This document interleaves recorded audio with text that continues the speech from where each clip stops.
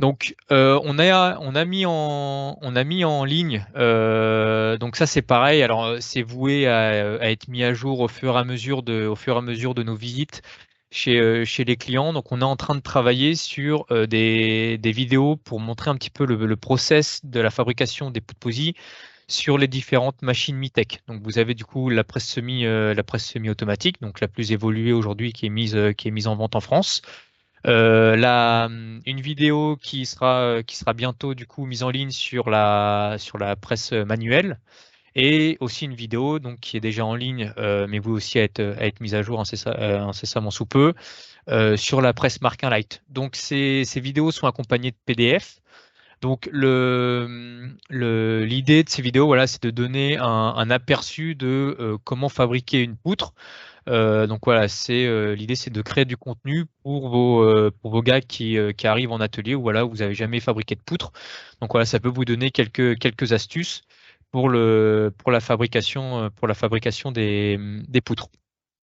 Donc ensuite, les petites solutions les petites images que je vais vous montrer, c'est plus pour la partie voilà, mise en garde et les bonnes pratiques à avoir quand on fabrique une poutre, et voilà les petits problèmes qu'on peut rencontrer.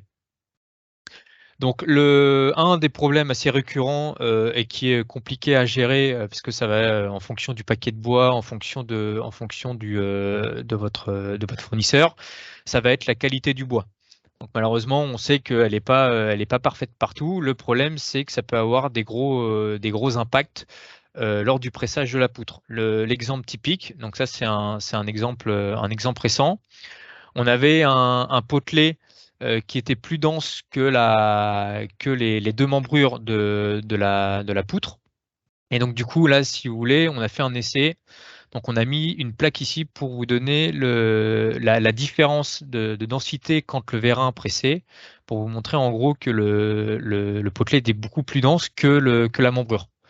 Le problème, c'est qu'on se retrouve avec l'image qu'on a sur la droite, c'est-à-dire une plaque qui est mal pressée sur la partie supérieure de la poutre et un V métallique, pareil, qui est mal pressé. Donc sur la partie supérieure, il peut l'être, mais sur la partie intérieure, on a quasiment 30% des dents du V qui sont pas fixées. Donc ça, c'est pareil, faut faire attention vraiment à la qualité du bois qui est utilisé, parce que c'est typiquement les problèmes que vous pouvez rencontrer quand vous pressez des bois de densité différente.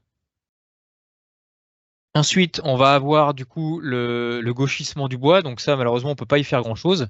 Sur toujours la même en fonction des saisons, etc. On a rarement ou du bois droit. Donc là, vous allez avoir deux problèmes. Ça va être déjà pour l'alignement, voilà, des potelets. Donc on va se retrouver avec des potelets non jumelés et donc des plaques qui vont être pas correctement pressées. Et au niveau de vos bois, si jamais vous avez des bois qui tournent, vous allez vous retrouver avec des dents de vos V métalliques qui vont pas être pressées dans le bois. Et donc là, c'est pareil, ça a des impacts sur la résistance, typiquement pour ce qui est du marquage chez eux, etc. Du coup, ça met votre assurance et le marquage chez eux en péril. Donc voilà, faire attention aussi à tous ces phénomènes-là. Au niveau des machines spécifiques POSI, vous avez différents outils vous permettant d'essayer de rattraper un petit peu cet élément-là. C'est moins le cas sur des presses fermettes conventionnelles. Donc voilà, c'est un point de vigilance qu'il faut vraiment avoir quand les poutres sont pressées.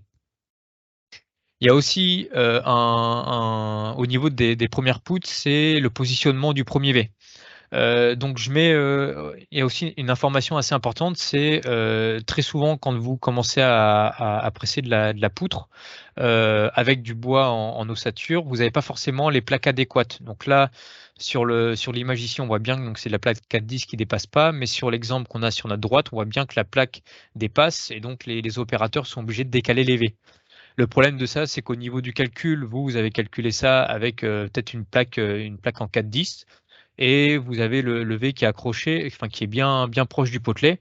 Et donc là, le fait d'éloigner le premier V de l'appui, vous réduisez énormément la résistance de la poutre et vous augmentez la déformation globale de votre poutre. Donc voilà, bien faire attention et surtout aussi le sens de fabrication.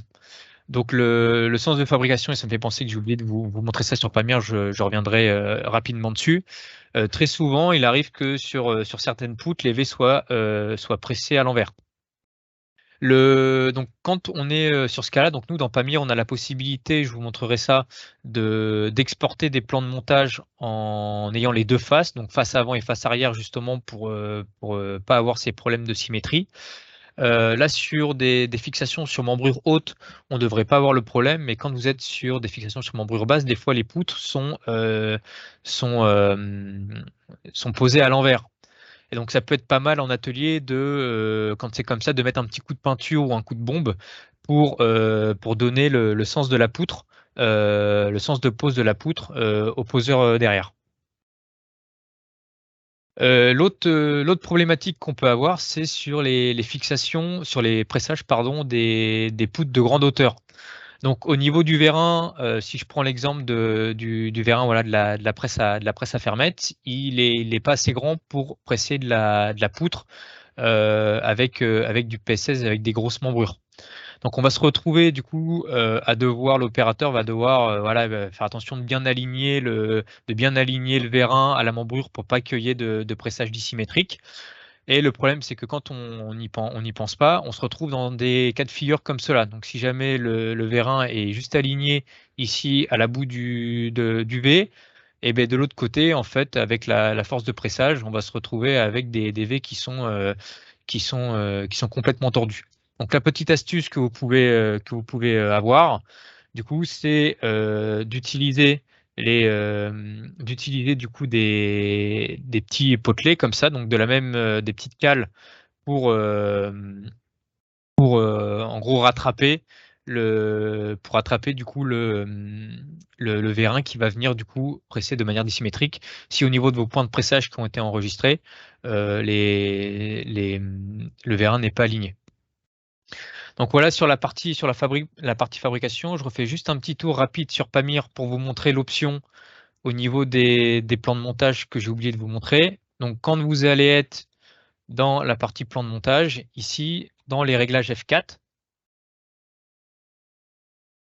vous avez la possibilité dans la partie structure POSI de faire apparaître donc la vue combinée plus avant-arrière. Donc ça, l'avantage que vous allez avoir, c'est que en gros, Pamir va créer différentes pages. Hop, alors attendez, excusez-moi, je me suis peut-être trompé. Hop, je vais revenir. Voilà, excusez-moi. Donc en gros, vous allez vous retrouver avec du coup la poutre dans un sens, et comme vous avez besoin de la retourner, la poutre dans l'autre sens. Donc ça permet d'aider vos collègues au niveau de la fabrication pour pas qu'il y ait de problème, voilà, de sens de V au moment de la fabrication.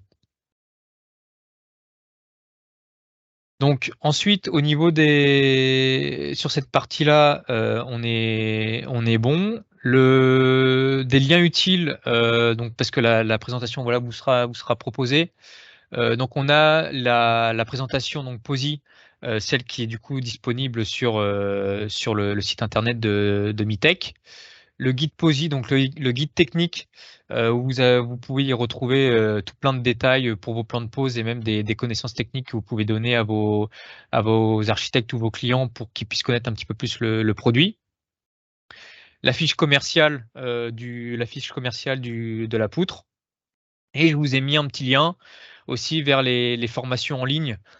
Si vous souhaitez voilà, vous former dans un premier temps avec les exercices POSI en ligne qui sont en train d'être mis à jour avec les nouveaux icônes par un de nos collègues. Donc voilà, les liens seront disponibles directement sur cette petite fiche. Et au niveau des prochaines formations, donc vous avez une formation à Créteil, voilà, qui sera disponible courant mois de septembre, un module ossature bois pareil courant septembre, un web training pardon sur le module ossature bois et le calcul des montants courant septembre, et une formation POSI voilà qui sera donnée courant octobre.